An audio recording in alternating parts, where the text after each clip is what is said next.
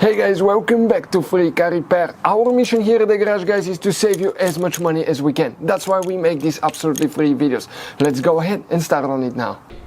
So specifically we will demonstrate on a 2012 Ford F-150 that we have here, guys, but even if you have a different year, that generation, the video may be helpful. Now we have two fuse boxes. Let me explain. One is under the hood of your F-150 when you open the hood right above the radiator, but you don't need that fuse box. You need to find the one that's inside the vehicle, and it's on the passenger side under the glove box on the right side. You remove the cover, open the glove box, and it will look just like that. So by taking the picture and zooming in, we can actually show you with a clear detail where everything is, guys. So before we start, let's explain why it's always a good idea to test fuses, relays, so that way you don't waste your money and time.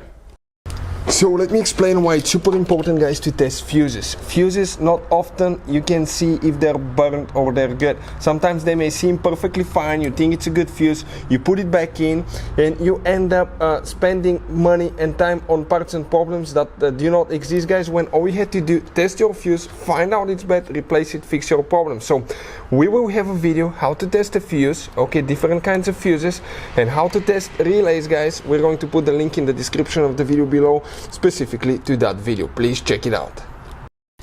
So which fuse we need to check for the FCIM or the front controls, guys, on the dash? If you come on the very left side, that row right here, even if you have a missing fuse, you still count the spot. You need to find fuse number 9. 1, 2, 3, 4, 5, 6, 7, 8, 9. That 10M fuse, guys. That's the fuse that you will need to check specifically right here.